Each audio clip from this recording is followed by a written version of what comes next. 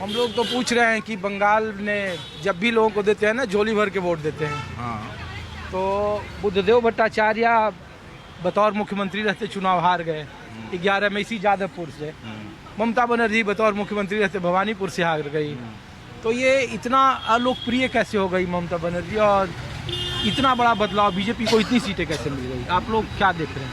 अपना general public होने के खातिर एक नेचुरल चीज़ है क्या, जो सीपीएम जो किए थे, जो अत्याचार किए थे, दीदी ने उसको प्रोटेस्ट करके उसी टाइम में सीबीआई फीबीआई सब इंक्वायरी करके रिजवानू केस है, सिंगूर वाला है करके वो सीपीएम के आम जनता दीदी को लेकर आए थे। ये बात है।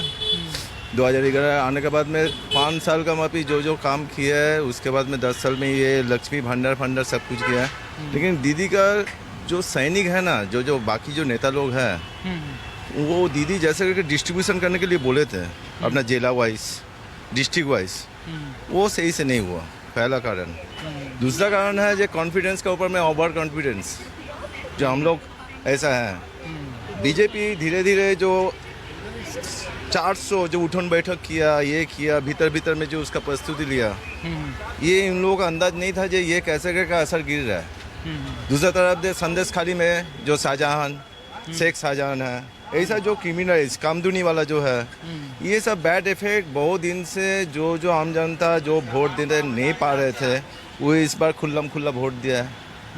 जो भी बोले जो हाँ ये बीजेपी का मास्टरमाइंड कोई है, ईवीएम लेके बोल रहा है, जो भी है, प्रूफ तो नहीं हुआ ना। लोग कह रहे हैं कि एसआईआर ने बड़ा भूमिका निभाया। मैं खुद टीएमसी में वोट देके आपको बोल रहा हूँ, जो ये मेरा टीएमसी का मैं सपोर्टर होके बोल रहा हूँ, जो दीदी को आम जनता वेस्ट बंगाल का जो जानते थे, ये कैमक स्ट्रीट बोल के ये भवानीपुर केंद्र में खड़ा होकर नहीं बोल रहा हूँ, अक्खा वर्ल्ड दीदी को मानता था जो हाँ उसका पॉलिसी था जो सबको लेके चलना।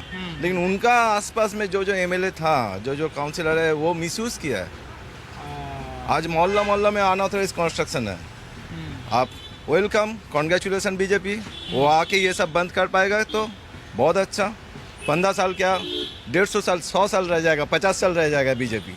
लेकिन बीजेपी भी उसी रास्ते में अगर चलेंगे, लक्ष्मी भंडार वो 1500 दे रहा है, ये 3000 दे रहा है, वो बड़ा बात नहीं है। सबको काम चाहिए, डिस्ट्रीब्यूशन जो आम आदमी का केंद्रीय सरकार से या राज्य सरकार से जो सुविधा जो प्रकल्प है, वो जो डिस्ट्रीब्यूशन, ये कभी नहीं देखा। सीपीएम का ज़माना देखा, तृणमूल का ज़माना देखा। अभी हम वेट करके एक इंडियन होने की तरफ और वेस्ट बंगाल में रहते हैं हम लोग, ये देखना चाहते हैं कि हाँ ये डिस्ट्रीब्यूशन अगर सही से हो तो कोई डीजे बजाने वाला दरकार नहीं होगा, कोई प्रचार करने वाला नहीं होगा। आम आदमी ऐसे आपको बीजेपी को जिताएगा।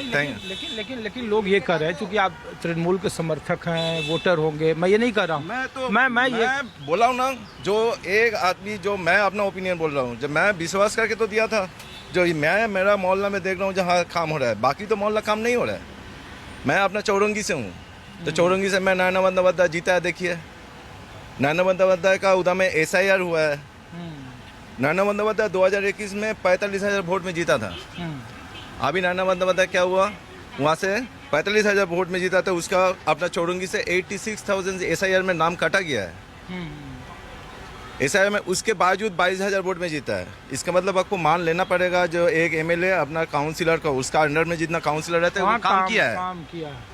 तो अगर आप काम करोगे डिस्ट्रीब्यूशन सही रहेगा। नहीं, लेकिन लोग कह रहे थे ना कि चुनाव के पहले कि जिस कोलकाता में हम हैं अभी घूम रहे हैं और जहाँ पर हैं, लोगों ने जब जादवपुर में हार गए बुद्धदेव भट्टाचार्य, इशू था उस टाइम में, इशू था, सेम इशू था। बुद्धदेव भट्टाचार्य जो चाहते थे उसको दबा दिया। जो टाटा को ले आने वाला था, ये ममता बनर्जी रुका जो जमीन आंदोलन के लिए, वो जमीन को अभी वो सिंगूर में जो बेचाराम मानना, वो क्या किया, मिसयूज किया ना। आप बेचाराम मानना भी हारा ना। तो आम आदमी का आप जैसे करके आप ऊपर में रहोगे, आम आदमी आपका तरफ में देखते रहेगा जो आप क्या करोगे, आपसे क्या सर्विस मिलने वाला है। आप अगर उसको प्रोवाइड नहीं करोगे, आम जनता जवाब दे देगा। क्या बीजेपी को 2 बदलाव करना चाहिए जो लेफ्ट और तृणमूल नहीं कर पाई? जरूर करना चाहिए। सही से आप आम आदमी को पास में जाइए, जैसे करके आप वोट आपको दिया है उसको सही से आपका अन्नपूर्णा भंडार बोलिए, आपका आयुष्मान बोलिए, डिस्ट्रीब्यूशन कर दीजिए। एक शिल्प इंडस्ट्री लेके बोले, इंडस्ट्री लेके आइए। थैंक यू, शुक्रिया। कैसे हैं भाई साहब? अरे आप तो आइए, आप तो सुबह से यहीं पे कई तरह के तर्क दे रहे थे आप। हाँ? बताइए, अब तो बदल गया है यहाँ।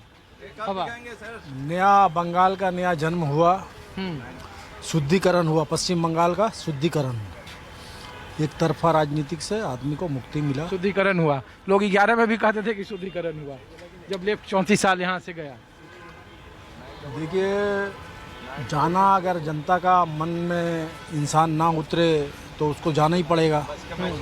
टीएमसी भी आया, ना कोई इंडस्ट्री था, ना यहाँ पर कुछ एक तरफा राजनीतिक चल रहा था और तोलाबाजी का राजनीतिक चल रहा था, तो ऐसा हुआ, जाना पड़ा, गया। तो अब क्या बदलेगा? बीजेपी आई है तो क्या बदला होना चाहिए पश्चिम बंगाल में जो अब तक नहीं बदला?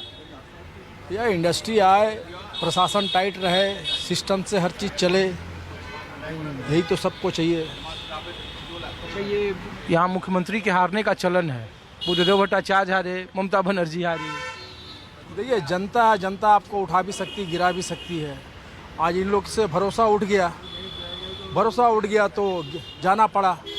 बीजेपी के ऊपर सबका भरोसा जागा है, तो आगे भी आशा करते हैं कि ममता बनर्जी के खिलाफ भी नाराजगी थी क्या? लोग कह रहे थे कि उनके भतीजे के खिलाफ है, उनके आसपास के रहने वाले लोगों के खिलाफ है, वो सरपरस्ती उनकी थी, इस वजह से। हाँ, जरूर। जनता का मन से आप गिर चुके हो तो आपको तो जाना ही पड़ेगा ना। आप परिस्थिति देख लीजिए, जनता का मन में आपका छाप खत्म हो चुका है, आपका करनी जो था वो सामने आ गया। धन्यवाद। शुक्रिया आपका। तो मैं आपको कोलकाता की सड़कों पर दिखा रहा हूँ, अलग अलग जगहों पे। मैं कुछ और दूसरी जगह ले चल रहा हूँ। माहौल क्या है पश्चिम बंगाल में? भारतीय जनता पार्टी की प्रचंड जीत के बाद पश्चिम बंगाल की राजनीति पर और देश की राजनीति पर क्या असर होगा, कुछ और जगहों पर ले चल रहा हूँ।